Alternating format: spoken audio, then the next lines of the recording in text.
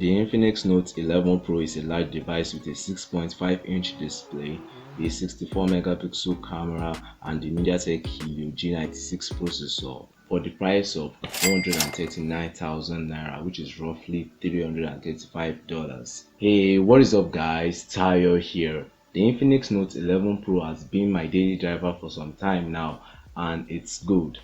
Well, let me say I'm in love with this device. I mean, it's a large device and it's definitely not a one-handed device unless you have really huge hands. I actually like the size. I mean, it's really good for consuming content. Here with its stereo speakers, the 6.95-inch 1080p AMOLED display is good and capable of 120Hz refresh rate, which makes scrolling through social media platforms a blast. It can switch between 120 and 60 Hz refresh rate automatically, and I left it at that to save battery. More on the battery in a bit. The display is quite suitable for outdoor use, but you would have to put it at the maximum, especially in this sunny period. As we all know, plastic is durable. Well, this device is made out of plastic, which is okay since it's literally one less thing to worry about compared to using a glass device. And as for the display, well, this device comes with a tempered glass screen protector. So yeah, Infinix got you covered.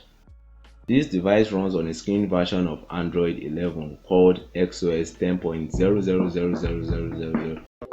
And since I've been using this device, I have not encountered any ads, but I've encountered bloatware which can be uninstalled or disabled for the optimal user experience. And speaking of user experience, well, this device has a lot of interesting features which I would like to showcase in another video. So subscribe for that so you don't miss that video. And speaking of Android updates, well, this device, there are no words from Infinix that this device will be getting Android updates. So fingers crossed we do get Android updates on this device, but I doubt it. Multitasking is great since you get 8 GB of RAM plus an additional 3 GB of RAM using memory fusion, which equals 11 GB of RAM, which means the apps will really close and you have enough space to store those apps since you get 128 GB of storage on this device. I really don't play games on smartphones, but if you'd want me to make a gaming video and a battery drain test on this device, comment down in the comment section below. I'll be willing to get destroyed in PUBG Mobile and the likes. So yeah, stay subscribed for that because a video on that is definitely coming soon. Camera quality on this device is okay, considering the fact that it's not a camera centric device, especially on the 16 megapixel selfie camera. But at the rear camera, the photos coming out of the rear camera are sharp, and you can even get sharper photos by using the 64 megapixel mode. Here are some pictures taken on this device.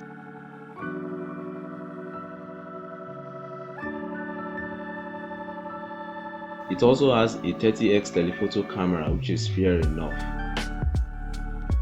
It shoots videos at 2K resolution 30 frames per second with no stabilization and 1080p 30 frames per second with ultra steady mode activated. Here is a video and audio test from this device. Let me know your own thoughts in the comment section below. Is the quality better than the one I was using previously? I guess it's better because that device, oh my god, don't let me even go into the specs of that device.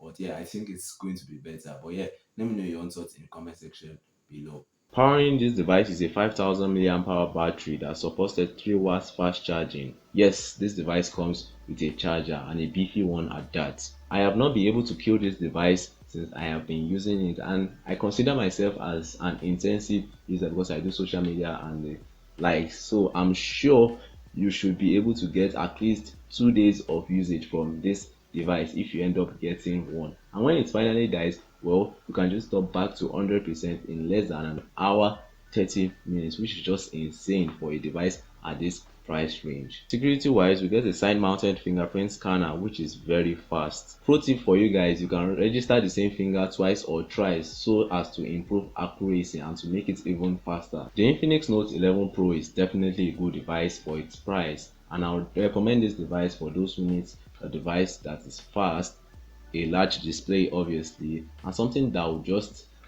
work for them for a year to come or 2 years to come, and especially if they don't care about software updates. But that being said, this device needs to improve in some things like the cameras, we should have gotten an AMOLED display on this device. I think that will really make this device appealing to a lot of people. And XOS, yes, XOS needs to be polished a bit more since it's not user friendly at all at the moment. So yeah, XOS should be polished a bit more, and I think everybody will benefit from this improvement. So yeah, let me know your thoughts on this device in the comment section right below the like button. And yeah, thanks for watching this video. Subscribe if you haven't already, and catch you guys in the next one. Peace.